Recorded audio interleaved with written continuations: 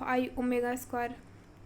फिर उसके बाद डायनेमिक्स कुछ देखते हैं इसका। तो जैसे मान लीजिए हम टॉर्क निकालना है तो टॉर्क को इस तरह से लिख सकते हैं, आई अल्फ़ा एक्सटर्नल फोर्स है तो मास इंटू एक्सेलरेशन पढ़े ही थे हम लोग उसमें न्यूटन्स लॉ में। फिर मोमेंटम का फॉर्मूला पता ही है, एम भी काइनेटिक एनर्जी का होता ही है। अगर देखो काइनेटिक एनर्जी जो होता है ना टोटल निकालते हैं तो टोटल में हम लोग क्या करते हैं, half M V square plus half I omega square दोनों ऐड कर देंगे, दोनों काइनेटिक एनर्जी देख लेंगे यहाँ पे। उसके बाद एंगुलर, ये हमारा जो हो गया एंगुलर काइनेटिक एनर्जी हो गया आपका। उसके बाद ये जो आपका हो गया ये आपका लीनियर काइनेटिक एनर्जी हो गया। उसके बाद हम लोग एंगुलर मोमेंटम अभी पढ़े ही थे। एंगुलर मोमेंटम क्या होता है आपका, एक तो आई ओमेगा वाला हो गया। उसके बाद हम लोग ये वाले हो गए, उसके बाद हम लोग ये पढ़े थे ना आर क्रॉस पी, पी का यहाँ पे एम भी हो गया। फिर हम लोग नेक्स्ट चैप्टर जो देखने वाले हैं तो नेक्स्ट चैप्टर हम लोग अब ग्रेविटेशन देखेंगे। तो ग्रेविटेशन काफ़ी इजी चैप्टर है और इसमें कुछ भी नहीं है, बस इसका फार्मूला है, फार्मूला याद आ गया बस, और कुछ नहीं इसमें। और इसमें क्वेश्चंस भी उतना कुछ नहीं आता, बस फार्मूला बेस्ड आता, काफ़ी इजी चैप्टर है। तो जैसा अभी आप कह रहे मतलब 11th में जो ग्रेविटेशनल चैप्टर है सेम एज इट इज़ आपका 12th में इलेक्ट्रोस्टैटिक्स है, कुछ भी डिफरेंस नहीं है दोनों में, बस सिंबल का डिफरेंस है। फॉर्मूले जो है सब मतलब स्ट्रक्चर जो है ना फॉर्मूले का बिल्कुल सेम है।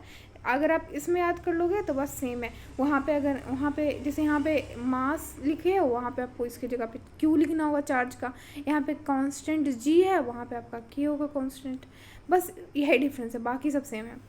तो चलिए इसका देख लेते हैं जल्दी जल्दी हम लोग। तो ग्रेविटेशनल फॉर्मूला हम लोग फोर्स इक्वल टू क्या होता है, इसका होता है G m/m2/r²। जैसे कि दो बॉडी है, ये भी फोर्स लगा रहा है इस पर, ये भी फोर्स लगा रहा है, एक दोनों पे एक दूसरे पे फोर्स, दोनों के बीच का डिस्टेंस r है। तो इस दोनों जो फोर्स लगा रहा है फोर्स का वैल्यू क्या हो जाएगा, तो आपका G m/m2/r² हो जाएगा। उसके बाद पोटेंशियल एनर्जी का हो जाएगा माइनस जी कैपिटल, मतलब एक जो बड़ा बॉडी है उसका मास, और उसके बाद m/। तो देखिए यहाँ पे क्या होता है ना, पोटेंशियल का माइनस साइन लगाते हैं, ये आपको ध्यान में ही रखना, गलती से भी प्लस साइन मत कर देना इसमें। ये माइनस साइन की वजह से बहुत क्वेश्चन बहुत बार गलत होते हैं, तो ये माइनस साइन का ध्यान रखना, माइनस साइन बहुत इंपॉर्टेंट है। उसके बाद ग्रेविटेशन एक्सेलरेशन है तो इसका जी बोलते हैं, स्मॉल जी से डिनोट करते हैं, Gm/r²। फिर उसके बाद हम लोग वेरिएशन देखते हैं कि अगर हम लोग डेप्थ में जाते हैं तो क्या होता है, अगर हम लोग हाइट पे थोड़े जाते हैं तो क्या होता है, जी का वैल्यू कैसे चेंजेज करते हैं हम लोग उसका देखने वाले हैं। तो अगर मान लीजिए हम वेरिएशन इन जी होगा जब हम लोग डेप्थ में जाएंगे। टाइम पीरियड का जो स्क्वायर है वो डायरेक्टली प्रोपोर्शनल होता है उस लेंथ, मतलब जो रेडियस है उसके क्यूब का, और ये कांस्टेंट प्रोपोर्शनलिटी जब हटाएंगे तो ये आपका जो है कांस्टेंट है 4π²/g। उसके बाद हम लोग नेक्स्ट देखने वाले हैं, तो जो आपका नेक्स्ट फॉर्म मतलब इसी, तो नेक्स्ट हम लोग इसमें सिंपल हार्मोनिक मोशन देखने वाले हैं SHM। तो इसका भी जो फॉर्मूला है काफ़ी इजी होता है और काफ़ी इससे बहुत इजी क्वेश्चंस आते हैं, तो इसको आप अच्छे से देख लो तो वो आपका इजीली सॉल्व हो जाएगा। इसका फॉर्मूले बेस्ड क्वेश्चंस इससे भी रहते हैं, इसमें थोड़ा थ्योरेटिकल क्वेश्चंस आते हैं इस चैप्टर से ज़्यादातर। तो इसका हम लोग देखते हैं। तो इसमें जो है आपका पहले है हुक्स लॉ। हुक्स लॉ में क्या होता है, इसमें क्या होता है, जो फोर्स होता है force equal to -kx for elongation x। यहाँ पे जो x है वो आपका इलोंगेशन है और k जो है आपका कांस्टेंट है। उसके बाद एक्सेलरेशन देखते हैं। एक्सेलरेशन होता है आपका a=d²x/dt²। हम लोग पहले भी मतलब उसमें मैकेनिक्स में था ये कि जैसे आप डिस्टेंस को डिफ्रेंशिएट कर दें तो क्या बनता है, वेलोसिटी बनता है, और वेलोसिटी को डिफ्रेंशिएट कर दें तो एक्सेलरेशन बनता है। लेकिन अगर आप डिस्टेंस को डबल डिफ्रेंशिएशन कर देते हैं तो वो एक्सेलरेशन बन जाता है। तो यहीं पे यहाँ पे डबल डिफ्रेंशिएशन किया हुआ है d²x/dt², तो एक्सेलरेशन बन गया। और इसका मतलब -k/mx भी करते हैं एक्सेलरेशन का। उसके बाद जैसे लिखते हैं ना फोर्स इक्वल टू क्या आता है, मास इंटू एक्सेलरेशन। तो फोर्स के वैल्यू क्या -kx है ना, तो एक्सेलरेशन क्या हो जाएगा, मास इस साइड आ जाएगा -k/mx। उसके बाद इसको -ω²x इसका फार्मूला होता है। तो इसके जो फार्मूले हैं वो याद रख लीजिएगा, डायरेक्टली इस पर आते हैं। और उसके बाद हम लोग टाइम पीरियड देखते हैं। तो टाइम पीरियड का आपका फार्मूला हो गया 2π/ω या 2π√m/k। जो ये आपका ओमेगा ओमेगा का वैल्यू होता है ना, उसका ये वाला आपको याद करने की बहुत ज़रूरत है कि जो ये वाला मतलब डायरेक्टली याद कर लेना, आपको इसका यूज होगा। ओमेगा जो होता है ना वो आपका KYM, ये वाला आपको फॉर्मूले ओमेगा इक्वल टू, ये याद रखना, मतलब अंडर रूट होता है, under root omega equal to under root KYM। तो डायरेक्टली आप इस पर अपना इसको यूज कर सकते हो, मतलब एक दूसरे को इधर उधर चेंज करके यूज कर सकते हो आप।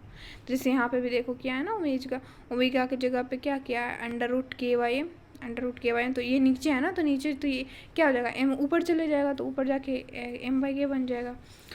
उसी तरह से यहाँ पे डिस्प्लेसमेंट इसमें होता है x equal to a sine theta omega t plus theta omega t plus phi यहाँ पे फेज एंगल होता है, फेज कांस्टेंट बोलते हैं इसको, फाई को।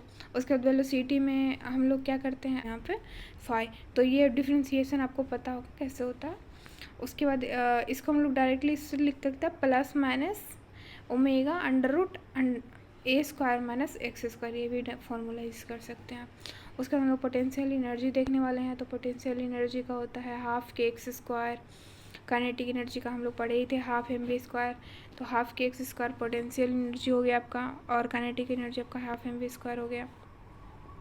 अब आप सोच रहे होंगे इसको ये क्या डायग्राम क्या है। तो डायग्राम ये है कि मतलब यहाँ से जब ऐसे करके ग्राफ आता है तो आपका यहाँ पे पोटेंशियल एनर्जी 0 हो जा रहा है, और यहाँ पे आपका पोटेंशियल एनर्जी मैक्सिमम होगा। उसी तरह से यहाँ पे भी, यहाँ पे और यहाँ पे आपका जो है पोटेंशियल एनर्जी क्या हो रहा है। जब आपको पोटेंशियल एनर्जी, ये आपका पोटेंशियल एनर्जी का और ये आपका काइनेटिक एनर्जी का, तो आपका पोटेंशियल एनर्जी 0 रहेगा तो आपका काइनेटिक एनर्जी हाई रहेगा। ये दोनों मतलब वो है। तो इस केस में पोटेंशियल एनर्जी हाई है तो यहाँ पे काइनेटिक एनर्जी 0 है, और इस केस में पोटेंशियल एनर्जी 0 है तो काइनेटिक एनर्जी हाई है। क्योंकि हम लोग पढ़े हैं ना total mechanical energy equal to क्या होता है, kinetic energy plus potential energy. तो टोटल मैकेनिकल एनर्जी आपका ऑलवेज कांस्टेंट ही रहेगा। तो जो भी चेंजेस होगा वो इन दिनों में होगा, ये बढ़ेगा तो ये फिर कम होगा, ये बढ़ेगा, मतलब ये दोनों में इंटरचेंज होते रहते हैं, कम ज़्यादा होते रहते हैं। बाकी जो टोटल आपका मैकेनिकल एनर्जी वो हमेशा कॉन्स्टेंट ही रहेगा। उसके बाद हम देखते हैं, हाँ यहाँ पे है ना टोटल एनर्जी आपका क्या है, कांस्टेंट है, और इसका फॉर्मूला आता है हाफ m⍵² इंटू A²। उसके बाद सिंपल पेंडुलम का देखते हैं। तो सिंपल पेंडुलम का जो टाइम पीरियड होता है वो 2π√L/g होता है। उसके बाद हम लोग फिजिकल पेंडुलम देख रहे हैं। फिजिकल पेंडुलम में जैसे मान लो एक फिजिकल पेंडुलम तो एक मान लो शीट ले रहे हैं, शीट का हम लोग उसको पेंडुलम की तरह यूज कर रहे हैं। तो इसका होगा 2π√I/mgl। और टोरिजिनल पेंडुलम इस तरह का होता है, टोरिजिनल पेंडुलम, तो इसका होगा T इक्वल टू 2π√I/k। फिर हम लोग स्प्रिंग देखते हैं। स्प्रिंग को हम लोग सीरीज़ में अगर रखते हैं, देखो अपना 12th में जैसे फार्मूला देखे होगे तो इलेक्ट्रोस्टैट में करंट में क्या था, करंट में जिस तरह से हम लोग वायर को ऐड करते हैं ना रेसिस्टेंस को, तो जिस तरह से हम लोग रेसिस्टेंस को करते हैं तो इसमें जस्ट उसका अपोजिट करना। जो वहाँ पे हम लोग सीरीज में करते हैं यहाँ पे हमें पैरेलल में करना है, जो वहाँ पैरेलल में करते तो वो सीरीज में करना है। तो हम लोग क्या करते हैं, सीरीज में डायरेक्टली कर लेते थे ना, R equivalent equal to R1 + R2। तो यहाँ पे K इक्विवेलेंट का जस्ट पैरेलल वाला हो जाएगा, K equivalent equal to 1/K1 + 1/K2 in series में, और इन पैरेलल में K1 + K2 जस्ट अपोजिट कर देना उसका, और इसमें कुछ भी नहीं है। उसके बाद हम लोग इसमें देखने वाले हैं सुपर पोजिशंस ऑफ 2SHM। तो सुपर पोजिशन ऑफ 2SHM में मतलब देखते हैं जब 2SHM है तो उसका क्या होगा सुपर पोजिशंस। तो यहाँ पे हम लोग पहले एक मान लीजिए एक है उसका जब आपका x है तो A1HM है। तो अगर हम लोग x को देखते हैं x1 + x2, तो यहाँ पे जो फॉर्मूला आपका बनेगा A sin ω t + f(cell) है। यहाँ पे मतलब ऐड कर दिया गया डायरेक्टली, मतलब यहाँ जो A है ना वो आपका A1 और A2 दोनों का मिला के, जो A1 A2 का जो हम लोग एडिशन करने के बाद जैसे बनेगा यहाँ पे देख रहे हैं। जैसे कि देखिए हम लोग क्या करते हैं, जब वेक्टर ऐड करते हैं तो यहाँ पे भी हम लोग वेक्टर की तरह ऐड करेंगे A1 A2 को। तो यहाँ पे A का जो ये होगा, A का फॉर्मूला होगा आपका इस तरह से होगा, A इक्वल टू √A1 का स्क्वायर + A2 का स्क्वायर + 2A1 A2 कॉस, यहाँ पे डेल्टा है ना दोनों का डिफरेंस, तो डेल्टा कॉस डेल्टा। तो यहाँ पे जिस तरह से वेक्टर का हम लोग एडिशन करते थे तो सेम फार्मूला यहाँ पे भी यूज होगा। और यहाँ पे भी 10 एप्सिलॉन उसी तरह से निकालेंगे जैसे निकालते थे A2 sine delta by A1 plus A2 cos delta, same formula vector वाला। उसके बाद हम लोग देखने वाले हैं नेक्स्ट प्रॉपर्टीज़ ऑफ मैटर। तो प्रॉपर्टीज़ ऑफ मैटर में हम लोग देखने हैं कि इसमें जो आपका पहला है वो हम देखने वाले हैं मॉडुलस ऑफ रिजिडिटी। तो मॉडुलस ऑफ रिजिडिटी में आपका इसको यंग मॉडुलस से मतलब वाई से डिनोट करते हैं, इसको यंग मतलब यंग मॉडुलस बोलते हैं। तो इसका फार्मूला होता है फोर्स अपॉन एरिया, मतलब इसका होता है स्ट्रेस बाय स्ट्रेन, और स्ट्रेस का जो फार्मूला होता है वो आपका होता है फोर्स अपॉन एरिया। और डेल्टा एल वाई जो एल है वो आपका स्ट्रेन है। स्ट्रेन का मतलब होता है change in length upon total length. तो ये आपका स्ट्रेस अपॉन स्ट्रेन हो गया। इसको हम लोग बी से डिनोट करते हैं, बी को बोलते हैं बल्क मॉडुलस। तो इसका हो जाएगा माइनस भी delta P upon delta we.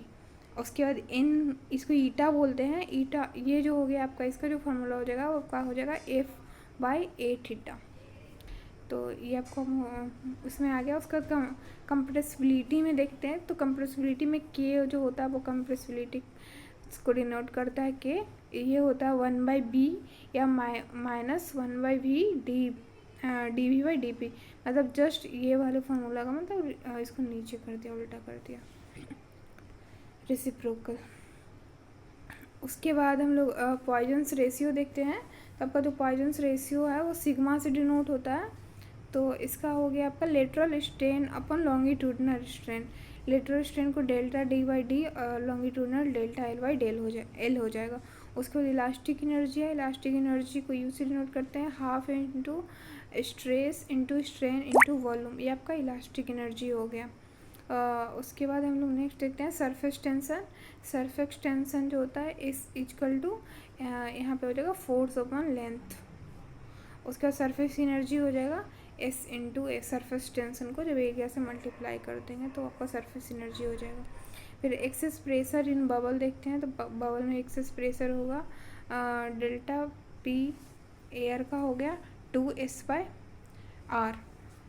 यहाँ पे एस जो हो गया आपका यहाँ पे सरफेस टेंशन हो गया जब 2s बाय आर करते हैं तो, और जब डेल्टा पी सोप में देखेंगे तो 4s बाय आर हो जाएगा।